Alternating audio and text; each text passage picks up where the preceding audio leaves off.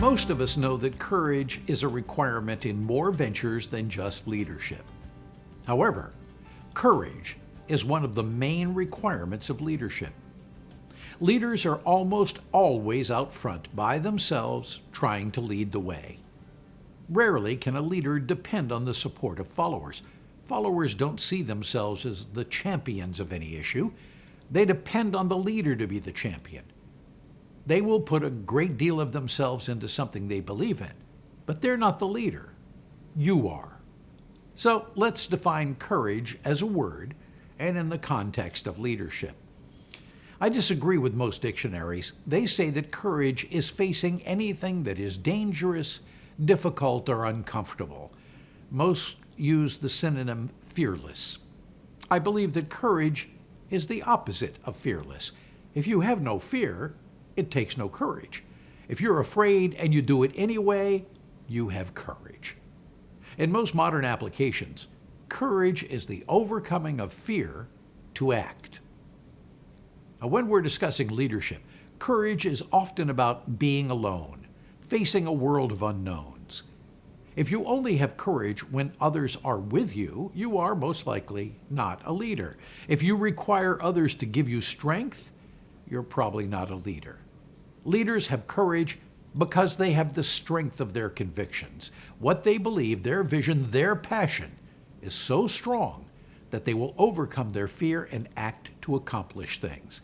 They overcome their fear to speak their minds, to attract and entice others to follow them. Many times when we look at great leaders of the past for inspiration, we look to the founding fathers of the United States. Jefferson, Adams, Franklin, Washington, Madison, and others acted together as the Continental Congress to declare their freedom from the English crown. They created a new country, using a new set of values never before seen in governments of the world. Now we see these people as 12 feet high, made out of marble, looking assuredly towards the future with high dreams and expectations.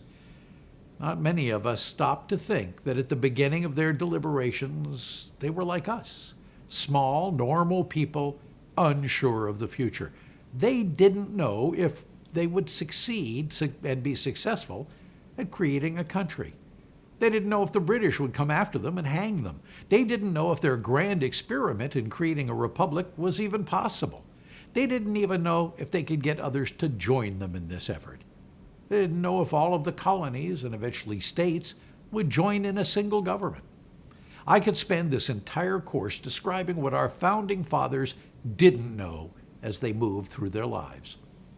I could spend as much time describing how alone each of them felt as they began their efforts and how during the process, when they were together as a Continental Congress, they still all felt alone. Things we take for granted, like the Declaration of Independence, were produced by people who didn't know if what they were doing was really what should be done.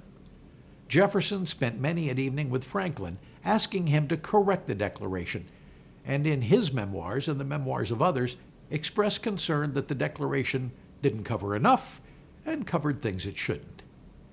If you could be back in those times and be with those people, you would sense the fear that permeated the surroundings. Everyone was unsure and afraid, but they overcame that fear and continued to act. They weren't fearless, they were courageous. No matter what you intend to express leadership in, like the founding fathers, you're probably going to be alone, out front of any issue that deals with your vision, with others telling you that you're wrong, criticizing your every move. You'll experience fear. To be a good and possibly great leader, you're going to have to overcome your fear and have the courage to act. Your overcoming of fear, your expression of courage, will be one of the main attractors to followers. As we have said in this course many times, people are drawn to leaders because of their vision and passion. They're drawn to leaders who express what they think is a desirable future. They're also drawn to leaders that they sense have the courage to lead. Some may say that having courage is not a skill. You can't learn it or practice it. We at Life Skills believe that is incorrect. You can discover courage within yourself, and you can build the capacity for courage by putting yourself in situations that create fear within you and learning to act anyway. If you do this in many instances, you'll eventually lose your fear, and action will not require courage. However, leadership seems to always present some situations where fear is endemic. When it presents itself, force yourself to act.